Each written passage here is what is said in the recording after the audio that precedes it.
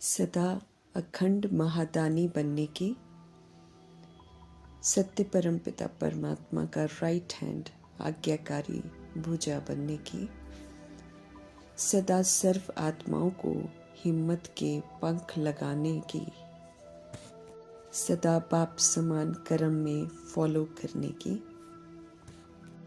सदा ब्रह्मा बाप और जगत अम्बा की शिक्षाओं को प्रैक्टिकल जीवन में लाने की, अव्यक्त बाप दादा की हम आत्माओं के लिए आज की अव्यक्त मुरली से शिक्षाएं।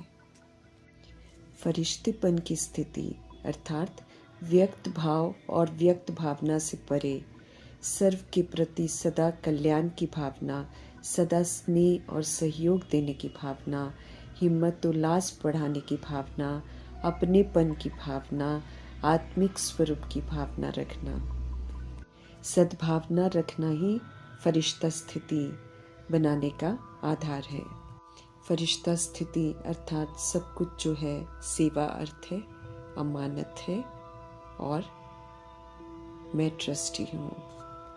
फरिश्ता स्थिति अर्थात स्वतंत्र स्थिति। फरिश्ता स्थिति अर्थात सर्व गुणों से फुल, नॉलेजफुल, फेथफुल, सक्सेसफुल। फरिश्ता स्थिति अर्थात हर आत्मा के प्रति शुभ भावना और श्रेष्ठ भाव की धारणा। ये समय है परमात्म स्नेह के रिटर्न देने का, जो कि फरिश्तेपन की स्थिति द्वारा ही हम दे सकते हैं। इसलिए वरदाता परमपिता परमात्मा समझ देते हैं कि फरिश्तेपन की स्थिति में स्थित हो जाओ। इस विधि से ही रिटर्न दे सकते हैं और इस विधि से रिटर्न देने वाले समाधान स्वरूप बन जाते हैं। ऐसे में स्वयं की और अन्य आत्माओं की समस्याएं भी स्वतः ही समाप्त हो जाती हैं।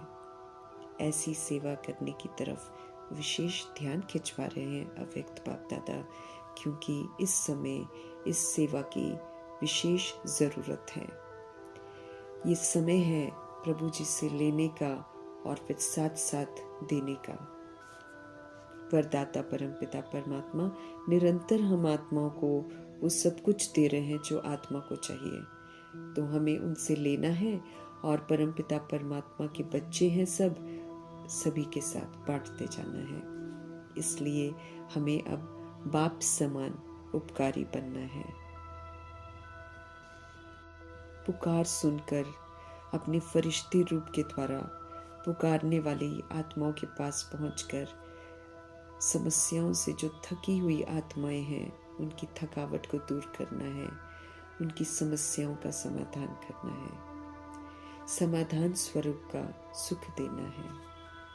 समझ देते हैं वरदाता परमपिता परमात्मा कि ज्ञान मार्ग में व्यर्थ से बेपरवाह बनना है, अर्थात कोई भी व्यर्थ बात है, व्यर्थ संग है, व्यर्थ कर्म है तो उसे इग्नोर कर देना है। परंतु ईश्वरीय मर्यादाएं तो हर तरह के खतरे से बचाने के लिए है, इसलिए उसमें कभी भी बेपरवाह नहीं बनना है। भले परिस्थितियां, मायावी आकर्षण, व्यक्ति हमें उकसाए मर्यादाओं को तोड़ने के लिए, परंतु कभी भी उन्हें तोड़ना नहीं है, अपने को नुकसान नहीं पहुंचाना है। समय प्रमाण जो खजानों के सागर परमपिता परमात्मा से हमें मिल रहा है वो हमें प्रयोग करना है, सेवाओं में लगाना है और जमा के खाते को बढ़ाते हुए अखंड महादानी बनना है। कभी भी खजाने खुटे नहीं। जैसे परमपिता परमात्मा अखुट दाता है, ऐसे हमें भी परमपिता परमात्मा के बच्चे होने के नाते निरंतर देने वाला बनना है, परंतु निमित्त बनकर, अर्थात करावनहार परमपिता परमात्मा को सदा स्मृति में रखना है। उनसे मिला हुआ उन्हीं के बच्चों को हम दे रहे हैं, ये भाव सदा रहे। और जब भी हम दें तो हम निर्माण होकर दें, कभी भी मान पाने की इच्छा न रखें।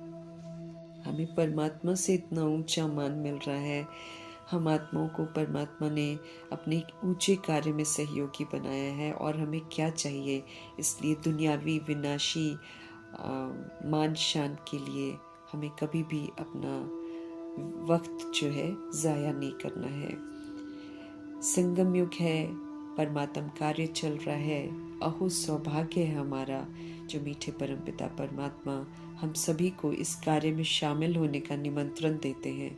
इस शुभ निमंत्रण को स्वीकार कर हमें ऑलराउंडर, एवर रेडी, आज्ञाकारी, राइट हैंड भुजा बनना है। उनके फरमानों को जी बाबा, हाजिर बाबा, अभी बाबा कहना है और करना है। उनका मुरब्बी बच्चा बनना है। राइट हैंड का टाइटल हमको कमाना है। भुजा बने हैं तो भुजा की विशेषताओं को भी धारण करना है। एहसास हो कि सारे विश्व से हम सब चुनी हुई विशेष भुजाएं हैं, परमात्म सहयोगी भुजा है। अव्यक्त बाप दादा समझ देते हैं कि अपने को चेक करो कि ऐसे परमात्म भुजा अनुभव करते हो। क्या हमें गर्व होता है?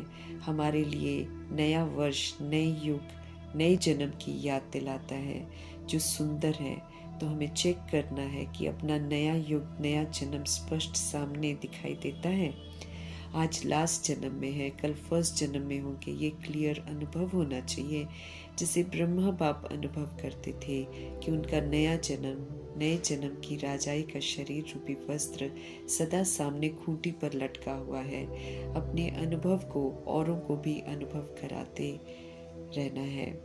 समझ देते हैं बाप दादा कि आज और कल का खेल ही तो है, ये पुरुषार्थ विधि पूर्वक है तो भविष्य स्पष्ट अनुभव होना चाहिए।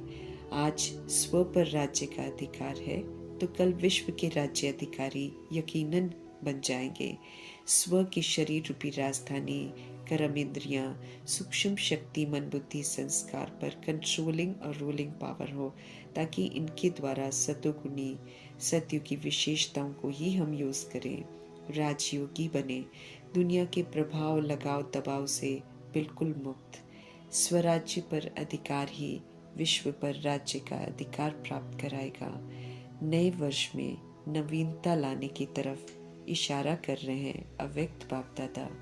स्व प्राप्ति की इच्छुक लेकिन हिम्मतहीन आत्माओं को परिवर्तन करने के लिए हिम्मत के पंख लगाने की, अर्थात अनुभव कराने की, सेवा करने की समझ दे रहे हैं। अनुभव के पंख, अनुभव के पांव की हिम्मत से ही सब आगे बढ़ सकेंगे।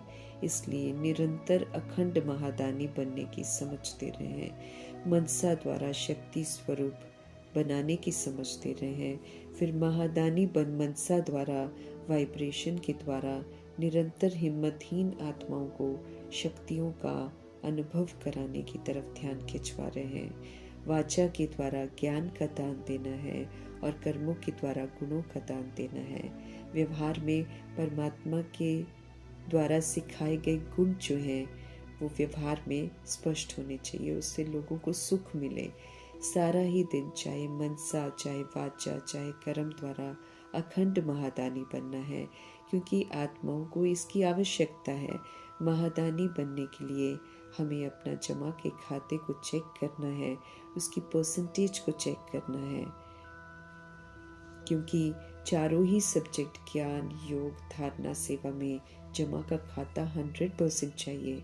अगर जमा नहीं होगा तो हम महादानी नहीं बन सकेंगे।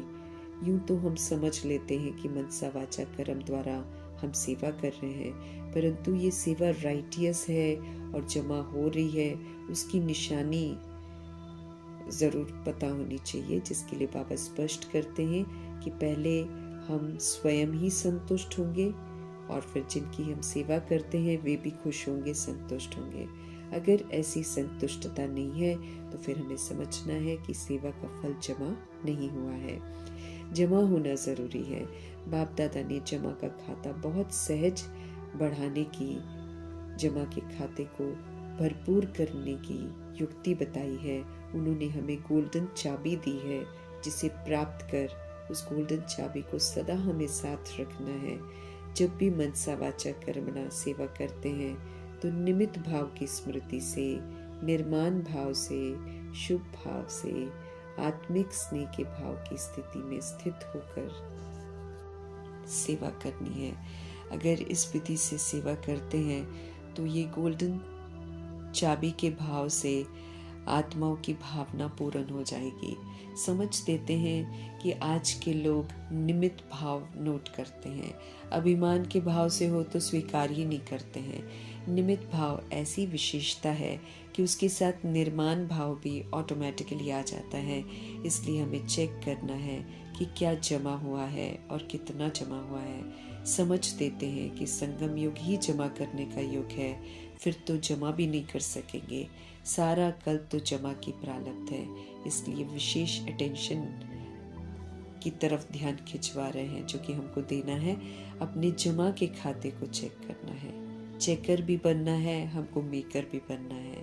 समय की समीपता के नज़ारे दिखाई दे रहे हैं और बाप समान बनने का वायदा किया है हमने, तो फॉलो फादर करना है।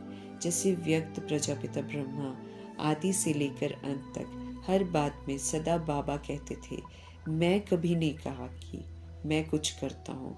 मैंपन का सदा अभाव और अविद्या दिखाई दी उनके जीवन में। सदा बाबा की याद दिलाते थे। बाप समान बनना है तो मैंपन का अभाव हो सदा। बाप दादा की प्रत्यक्षता अगर हम चाहते हैं तो मैंपन को खत्म करना है। रॉयल रूप के मैंपन को भी खत्म करना है। ये सफलता में कुछ परसेंटेज कम कर देता है। बाबा हमारी स्मृति में नेचुरल हो। हर संकल्प में, हर बोल में, हर कर्म में बाबा शब्द स्मृति में रहे। कभी भी मैंपन न हो। सदा करावनहार बाप दादा करा रहे हैं। जैसे प्रजापिता ब्रह्मा और मातेश्वरी हर समय कहते थे, ऐसे ही ये विशेष धारणा हमें भी करनी है। अगर समान बनने में नंबर लेना है तो मीठे परमपिता परमात्मा समझ देते हैं कि ये मैंपन खत्म हो जाए। ऑटोमेटिक बाबा शब्द निकले। कर्म प्रभु जी की शिक्षाओं प्रमाण इस कदर हो कि अपनी सूरत में बाप की सूरत दिखाई दे, तब निराकार परमात्मा की प्रत्यक्षता होगी। रॉयल रूप के मैं के गीत बाप दादा आप सुनना नहीं चाहते हैं। हम आत्माओं को सावधान करते हैं कि ये मैंपन जो है ये धोखा देता है, इसलिए निमित्त और निर्माण भाव से चलना है। रूहानी ड्रिल की तरफ भी ध्यान खिंचवा रहे हैं। अभी अभी मालिक और अभी अभी बालक कब बनना है, इसका अटेंशन हमको ज़रूर रखना है। समझ देते हैं कि कभी भी विचार देना है तो मालिक बनकर, मैच्योर बनकर विचार देना है।